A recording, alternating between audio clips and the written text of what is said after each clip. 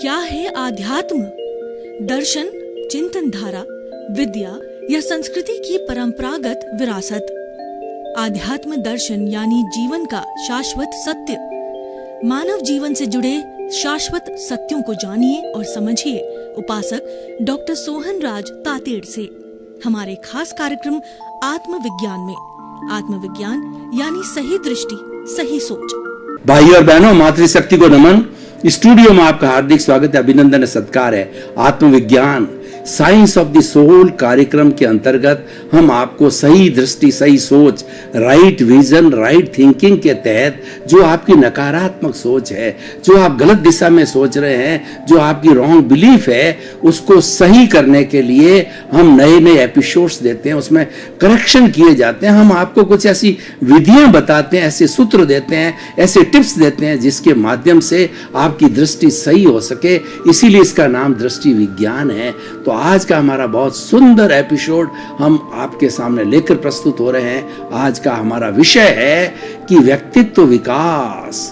भाई और बहनों, बहुत सुंदर विषय है। आज अंतर्राष्ट्रीय स्तर के ऊपर व्यक्तित्व विकास पर बहुत सी कार्यशालाएं हो रही है, ट्रेनिंग दी जा रही है और इस पर कोर्सेज बने हैं। और इसके साथ साथ में स्कूलों में, कॉलेजों में, यूनिवर्सिटियों में, सब जगह व्यक्तित्व विकास की बहुत चर्चा है। और व्यक्तित्व विकास कैसे किया जाए इसके बारे में पूरा अध्ययन कराया जाता है।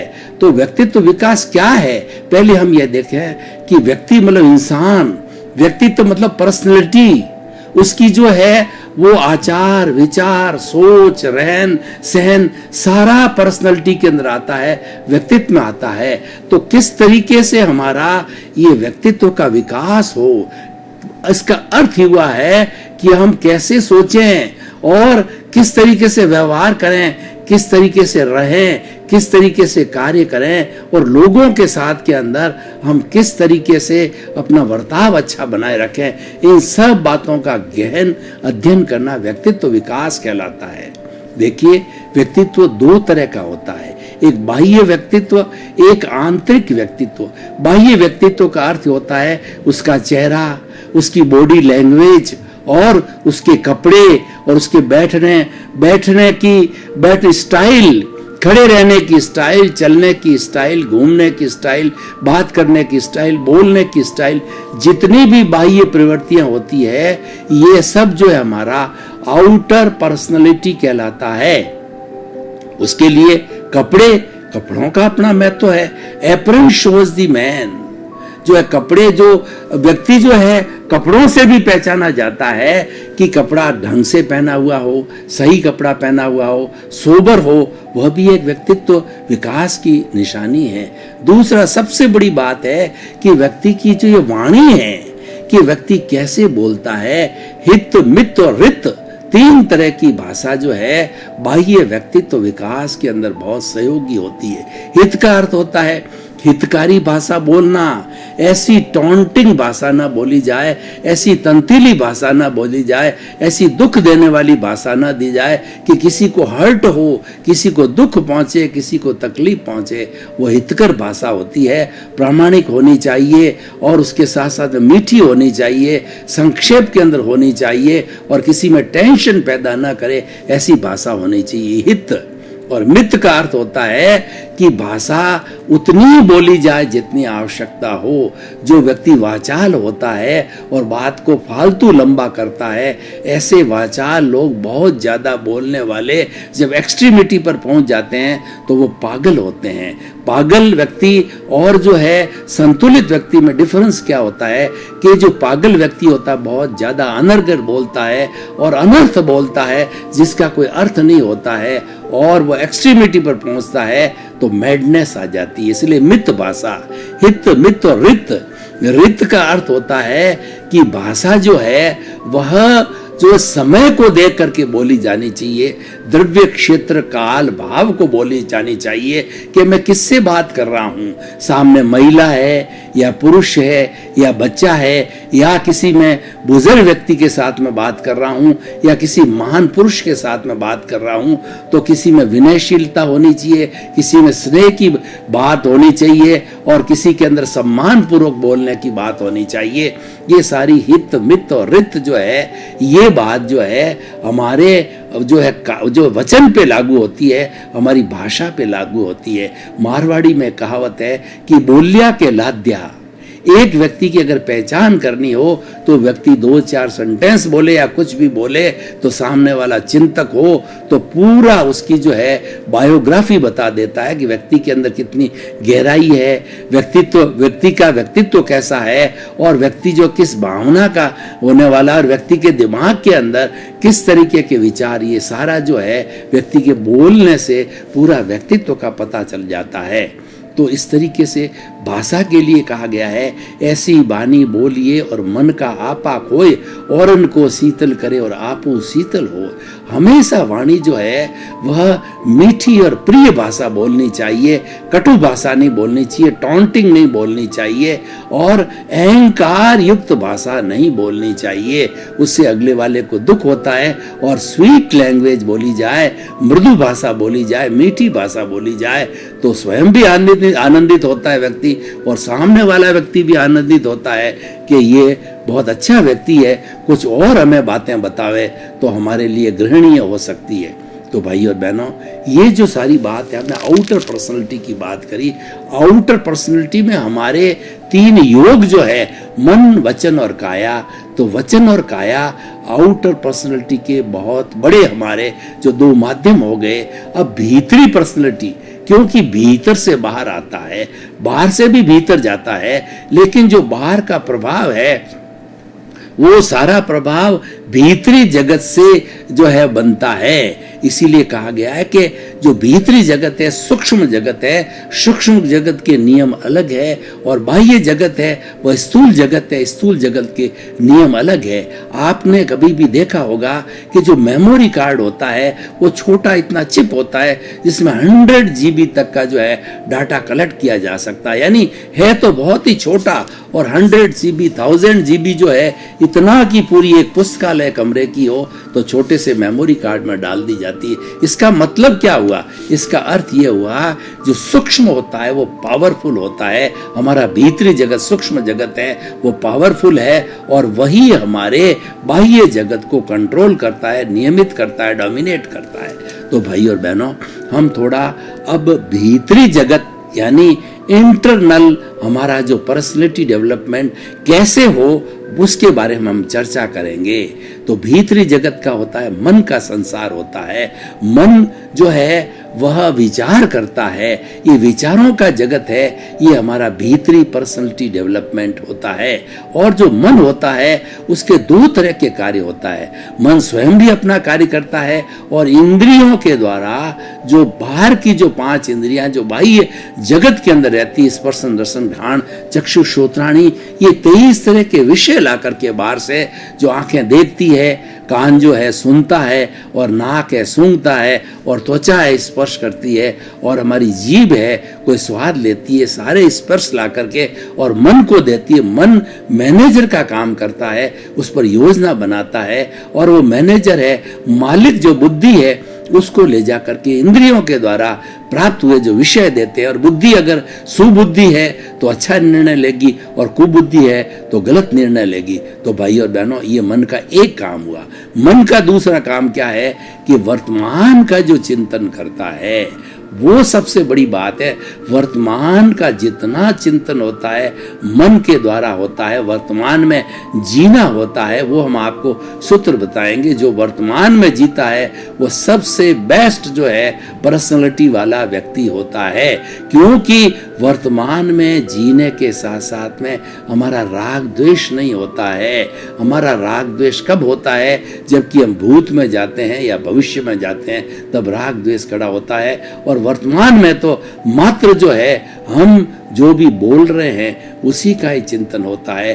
तो राग द्वेष जो है मुक्त होकर के वर्तमान में जो जीना है, ये पर्सनैलिटी डेवलपमेंट का सबसे बड़ा सूत्र है।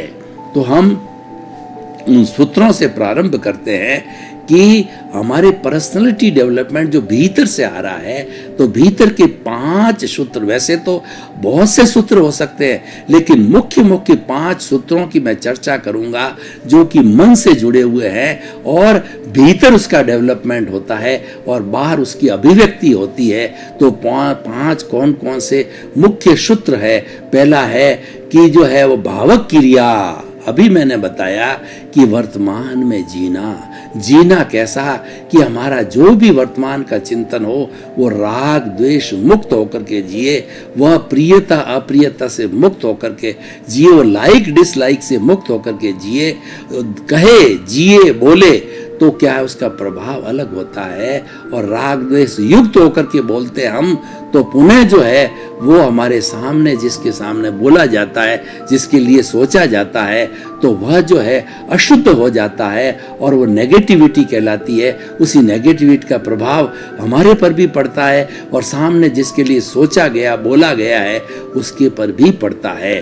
तो इसीलिए भावक क्रिया मतलब वर्तमान में जियो, वर्तमान का चिंतन करो। और इसीलिए वर्तमान के लिए कहा गया है yesterday has gone away, tomorrow never exists, the moment of the present is only with you to do something। हमेशा प्रेजेंट के अंदर जो क्षण होता है वही क्रियाशील क्षण होता है, वही प्रभावशाली क्षण होता है और वही जो है हमारा व्यक्तित्व विकास का सबसे बड़ा क्षण और सबसे बड़ा क्षुत्र और सबसे बड़ा जो टिप्स और सबसे बड़ा जो हमारी शैली होनी चाहिए। तो वर्तमान में जियो, और वर्तमान में जीने का मतलब कि आप जियो भीतर, रहो बाहर। रहने का मतलब आपका शरीर दिखाई दे रहा है और जीने का मतलब आप कि भीतर आपकी सोच बन रही है, भीतर आपके विचार पैदा हो रहे हैं, भीतर आप जी रहे हो। और उसके भीतर के जीने का अर्थ होता है कि भीतर प्रभु का साम्राज्य है, भीतर हमारा मूल स्वरूप शुद्ध आत्मा का साम्राज्य है, वो एकदम 24 कैरेट का सोना है। और क्योंकि उसमें से हमने भी राग द्वेष की बात करी, जो उससे जुड़ा हुआ है उसको अशुद्ध किया हुआ है। लेकिन हमारा पुरुषार्थ ये है कि राग द्वेष का शमन करके समता भाव से जो है हम सोचें, हम बोलें और वर्तमान में जिएं। ये पहला जो है हमारा व्यक्तित्व विकास का बहुत बड़ा ओवरऑल सूत्र है। क्योंकि व्यक्तित्व को जो खराब करने वाला जो फैक्टर है वो राग द्वेष है। वो राग द्वेष क्रोध मान माया लोभ कहलाता है, उसको कषाय भी कहते हैं और उसको जो मोह का संसार भी कहते हैं। यानी जब हम किसी चीज से अटैच होकर के बोलते हैं या अटैच होकर के सोचते हैं तो वह पक्षपाती हो जाता है, और समता भाव से बोलते हैं वो निष्पक्षपाती होते हैं। क्योंकि सामने वाला जिसके लिए हम कह रहे हैं न तो हम उसको कर्ता समझते हैं न स्वयं को कर्ता समझते हैं, तो हमारा कर्ता भाव समाप्त हो गया। सामने वाले का कर्ता भाव जब समाप्त हो गया, राग द्वेष जो है मुक्त होकर के जो भाषा बोली जाती है वो निष्पक्ष भाषा कहलाती है, वो न्यायिक भाषा कहलाती है। तो पहला हो गया भावक क्रिया। दूसरा प्रतिक्रिया विरति। हमारे व्यक्तित्व को सबसे खंडित करने वाली कोई वस्तु है तो वो है टिट्स बिट्स। इसका मतलब क्या हुआ कि आपने मुझे 1 सुनाया, मैंने आपको 2 सुनाया, फिर आपने नैने पे देला मारा, 2 की जगह 4 सुनाया, मैंने 8 सुनाया, और ये प्रतिक्रिया बढ़ती रहती है। और इसके परिणाम जो है कुछ भी हो सकते हैं। इसके परिणाम जो है कोर्ट केस भी हो सकता है, पुलिस कार्रवाई भी हो सकती है, हाथापाई भी हो सकती है, क्योंकि ये सारा प्रतिक्रिया से होता है। तो अगर कोई व्यक्ति पर्सनैलिटी डेवलपमेंट करना चाहता है तो वो कम बोले, क्योंकि जो व्यक्ति ज्यादा बोलेगा वो कुछ ना कुछ अनर्गल निकल जाएगा। और प्रतिक्रिया न की जाए, सामने वाला जितना बोलता है उसके अंदर आपको लगता है कि यहाँ जवाब देना जरूरी है तो उतना जवाब दिया जाए और शेष समय में आप मौन रहें, यानी आप सुने ज्यादा और बोलें कम। ये प्रतिक्रिया विरति का फॉर्मूला है और ये बहुत ही अच्छा फॉर्मूला है। अब समय की अल्पता को देकर के तीसरा फॉर्मूला ले रहा हूं। तो भावक क्रिया, प्रतिक्रिया विरति और मैत्री।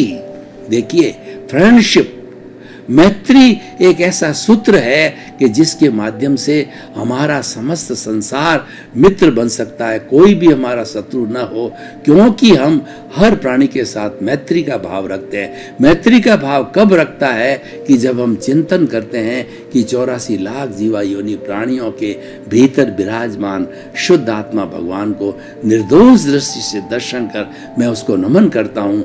कहना नहीं है पर चिंतन करना है। चूहा जा रहा है, बिल्ली जा रही है, गाय है, भैंस है, पेड़ है, पौधा है, गाय है और ऊंट है, उन सबके अंदर वही परमात्मा विराजमान है जो आप में है, मेरे में है, राम में है, रहीम में है और महावीर स्वामी में और 33 करोड़ देवी देवताओं में। मूल स्वरूप का किसी भी जीवित प्राणी की मूल आत्मा में कोई अंतर नहीं है। जो अंतर हमको दिखाई दे रहा है वो अपने अपने अलग अलग कर्मों के कारण अलग अलग शरीर, इंद्रिय, गति, जाति मिलती है, तो वो उसी का डिफरेंस होता है। वो हमारा नाम कर्म के कारण डिफरेंस होता है। तो हम जो है मूल स्वरूप में हमारा कोई अंतर नहीं है। तो ये हो गया मैत्री। सबके साथ मित्रता का भाव रखो। हर आत्मा को आत्मतुलावत समझो कि वो मेरे जैसी ही जो आत्मा है, और जो व्यवहार आपको पसंद ना है वो व्यवहार आप दूसरे के साथ मत करो। आपको अगर गाली पसंद नहीं है तो दूसरे को गाली मत दो। आपको गुस्सा पसंद नहीं है तो दूसरे पर गुस्सा मत करो।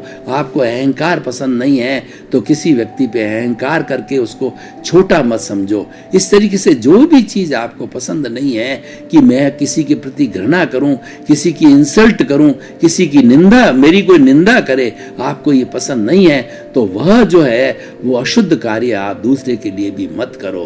तो मैत्री और मित भाषण हमेशा व्यक्ति को जो है थोड़ा बोलना चाहिए, यथार्थ बोलना चाहिए, शुद्ध बोलना चाहिए, मीठा बोलना चाहिए और कटु भाषा नहीं बोलनी चाहिए। और ऐसा कोई भी जो है रहस्य डिस्क्लोज नहीं करना चाहिए कि जिसके अगले को बेचारे को बहुत बड़ी सजा मिल जाए, बहुत बड़ा अहित हो जावे।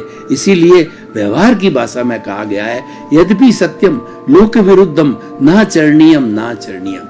यद्यपि 100% सही है, लेकिन जिसे लोक विरुद्ध हो जावे, दुनिया हमारे से विरुद्ध हो जावे, तो हमें ऐसा नहीं बोलना चाहिए और हमें जो है वो ऐसी मुसीबत में नहीं पड़ना चाहिए और जो है वो हमें इसका पूरा ध्यान रखना चाहिए। तो प्रतिक्रिया वृत्ति, मैत्री, मित भाषण और मिताहार। भाई और बहनों, जो अपनी पर्सनैलिटी का डेवलपमेंट करना चाहते हैं, उनको अपनी फिजिक को अच्छा रखना चाहते हैं, तो उनको भोजन भी मिताहार, मतलब क्या है कि उनको भोजन है मात्रा में लेना चाहिए और उसके साथ साथ में हित मित और रित भोजन होना चाहिए।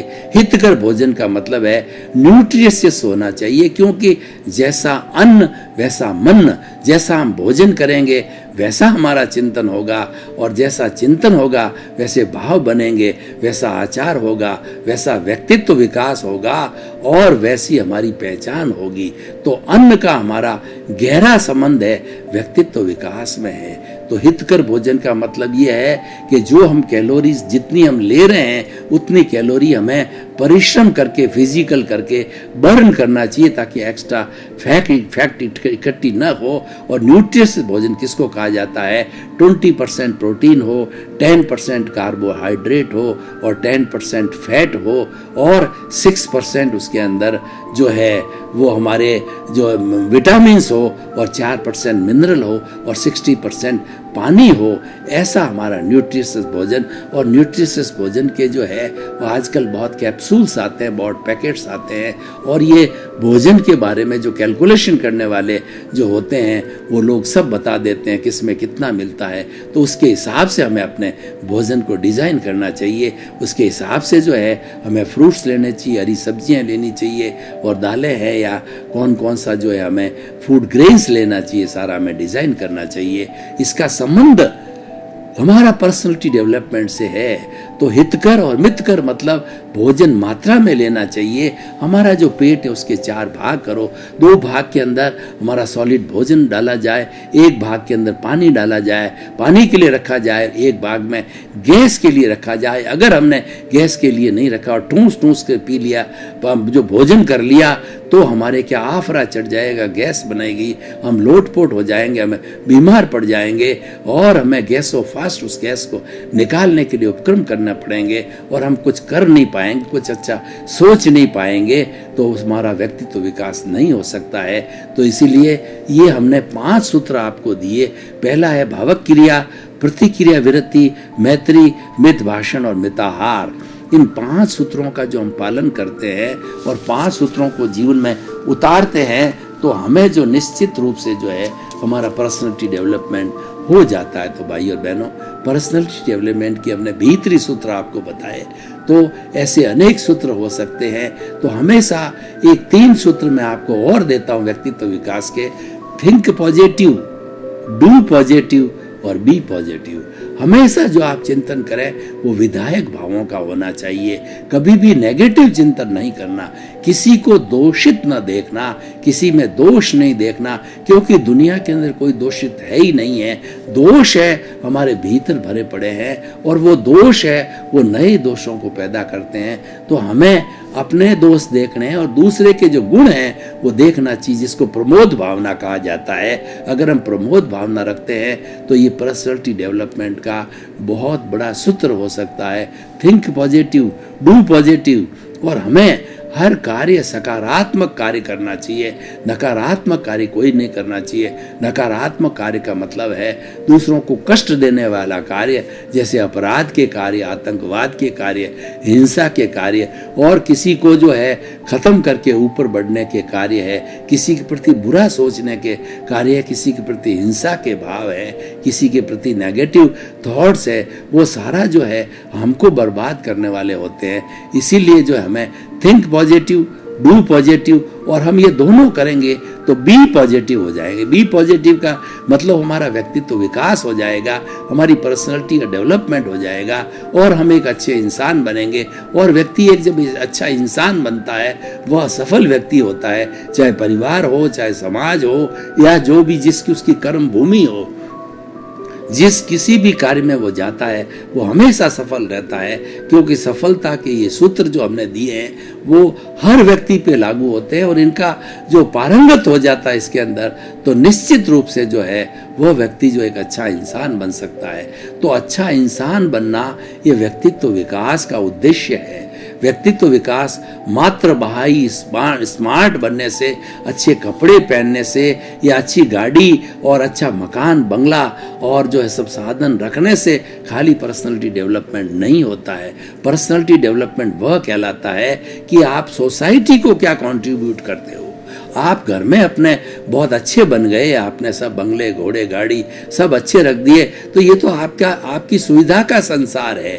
लेकिन हम समाज को क्या देते हैं वो बड़ी बात है। तो समाज को कंट्रीब्यूट करना यह व्यक्तित्व विकास की सबसे बड़ी बात है। और समाज की जो सेवा है वो 3 तरह की सेवा होती है: तन की सेवा, मन की सेवा और धन की सेवा। अच्छे व्यक्तित्व वाला व्यक्ति वह है, अगर किसी पास पैसा नहीं है तो तन की सेवा का अर्थ होता है कि जिस संस्था में उसको इंटरेस्ट हो, जिस जगह जो उसका एक्सपर्टाइजेशन का एरिया हो, शिक्षा का हो, चिकित्सा हो, समाज सेवा का हो, और मंदिर का हो, प्रवचन का हो, पढ़ाने का हो, लिखाने का हो, उसके अंदर उसके पास पैसा भी नहीं है तो भी वो सेवा कर सकता है। वो जाकर के प्रतिदिन 4 घंटा, 6 घंटा, 2 घंटा, 1 घंटा फ्री सेवा दे, उसका कोई पैसा न ले, उससे लोगों को लाभ मिलता है, सोसाइटी को लाभ मिलता है, आपके अनुभव का लाभ मिलता है। आप सीनियर सिटीजन हो तो अनुभव के खजाने होते हैं, क्योंकि आपने जो है बहुत कुछ जो है दुनिया के अंदर देखा है, देख देख करके अनुभव किया है, और अनुभव ही सबसे बड़ी बात होती है।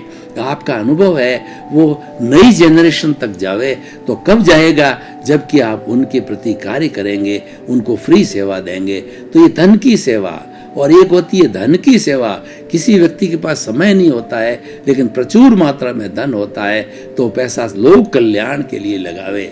लोगों के अंदर लूले, लंगड़े, अपाहिज, मूक, बधिर, अनाथ और जो है हमारी विधवा और ऐसे लोग जो अभावग्रस्त हैं उनकी भलाई के लिए लगाए।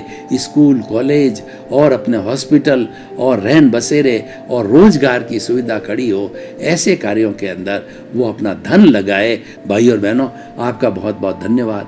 आप हमारा आत्मविज्ञान आत्मविज्ञान कार्यक्रम बराबर देख रहे हो और देखते रहिए। आप आत्मविज्ञान कार्यक्रम में आपको सफलता के सूत्र मिलेंगे, आपका व्यक्तित्व विकास होगा, आप एक अच्छे इंसान बनेंगे। आप जो अच्छे इंसान बन करके लोक कल्याण के अंदर प्रवृत्त हो जाएंगे। यही हमारे आत्मविज्ञान कार्यक्रम का उद्देश्य है, आपके प्रति मंगल भावना शुभ का। क्या है आध्यात्म? दर्शन, चिंतन धारा, विद्या या संस्कृति की परंपरागत विरासत। आध्यात्म दर्शन यानी जीवन का शाश्वत सत्य। मानव जीवन से जुड़े शाश्वत सत्यों को जानिए और समझिए उपासक डॉक्टर सोहन राज तातेड़ से हमारे खास कार्यक्रम आत्मविज्ञान में। आत्मविज्ञान यानी सही दृष्टि, सही सोच।